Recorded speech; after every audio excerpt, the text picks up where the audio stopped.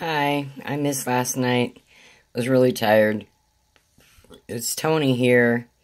Anyway, we've been waiting and waiting and waiting for the doctors to get back to us with the biopsy of his pancreas, and nothing.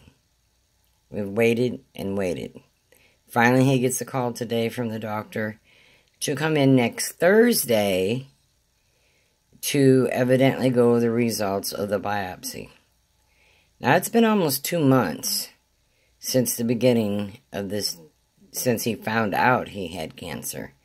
It seems like things are going so slow. I have never, ever been around somebody where it takes almost a month to get in and do chemo, radiation, get something started, so we can carry on and do something. It seems like, I don't know what it is, but these doctors seem to not to be in a big hurry about anything. I, on the other hand, I'm very impatient. Very, very impatient. I have been through chemo with my mom, and I guess we can't all put her in the same category as everybody else. But when going through something like this, her doctors were just right on top of everything. It was like, bam, here it is. Did the PET scan, find out where it was at. 2 days later, she was in, no more than 2 days later, she was in doing chemo and radiation. They were on it like flies on you-know-what. And for that, I appreciate that. It gave us extra 5 to 8 years with her. And I am beyond pissed that they're taking their sweet time getting this thing ready. First, it's, let's do a dye test, a CT scan. Okay, so now we see that he has lung cancer. Okay, and then they're like, okay, we need to do a biopsy. We go up there and we do the biopsy. After we do the biopsy, then they say, oh, okay, he has stage 3 cancer, lung cancer. Okay, so then they go in, we go back to Peoria, they do another scan, which is a PET scan, to mark and see where they need to do the radiation. Okay, that's great. They do this other scan, and then they come back and they say, hey, we think we found something in the pancreas. And it's like, okay. So we go back up there again, and no, before they said that, they recommended that we go up and talk to Dr. Evans in Peoria. So we go to Peoria, we talk to Dr. Evans, he explains to us about the chemo, or not the chemo, but the radiation. That's great. A week later, we hear back that hey, we found something in the pancreas. Now, we want to do a biopsy of that, and maybe possibly do surgery.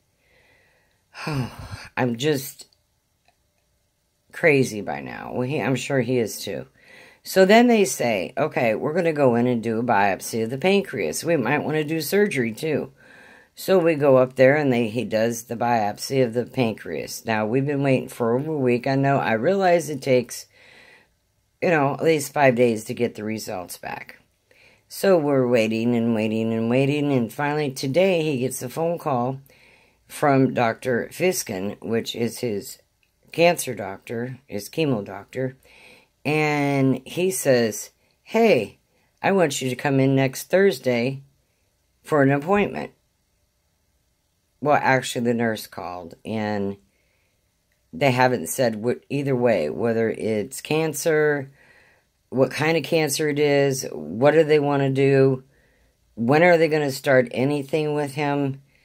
I'm just beyond crazy right now, because now that's another week. Another week we wait and wait and wait. It's to the point, either you know what, and get off the pot, because we got to do something. It's getting longer and longer and longer of a wait to start any type of procedure to help him. He's like just sitting there and waiting. What shall I do? Shall I just sit here and wait? I don't have the patience. I would have been like, wait a minute, nurse, I need to know what's the results of the pancreas biopsy. I want to know.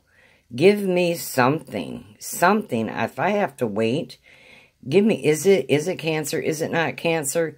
When we're going to start the chemo? When we're going to start the radiation? The waiting is what kills you. It does. It causes so much stress, so much frustration. You're just beside yourself and wondering what is going on. It's just, it's frustrating to wait. And what are they going to do? Wait until it's too late and go, well, sorry, there's really nothing that we can do for it. You know, it's not real good right now, so you have a choice. You can either go do chemo and radiation, or just hang out and not do anything and live a couple more years and just be done. I don't get it. I don't understand what's happening.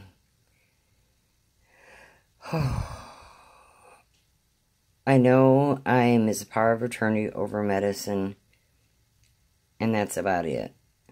And I can't tell him what to do, when to do it, how to do it, what to do with it, because he's the one that's in charge with his body. All I know is what his last wishes are, and that's all I know. I can't force him to do something that he doesn't want to do. And that's another thing that was so frustrating. I finally had to give in and just say, okay, Tony, just let it go. Let it go. Let him do what he's got to do, because it's not my life. It's his life. I'm not married to the man. I'm not living with the man. He has to be the one to decide whether he lives or dies. So, at this point, we're in the waiting game. You know, last night I didn't vlog because a friend of mine came into town. We spent a couple days together. We were really, you know, we had a good time. It was nice and relaxing. It was like, forget about all your worries and all your woes. And she also gave money for gas to get us back and forth. And right now, we don't even know when we're going to go back and forth. So, it's almost like I'm not giving up, and I hope he doesn't either. But it's like we're fighting a losing battle. We're just waiting. I don't like to wait. If it was my body and it was me, I would have been right there going, okay, no. Don't tell me to come in next Thursday. Tell me something now. But I don't know whether she would have done it or not, you know. So anyway, this is going to be a little bit longer video than it has been, but it's a very frustrating one. So I will see you tomorrow, and have a good evening.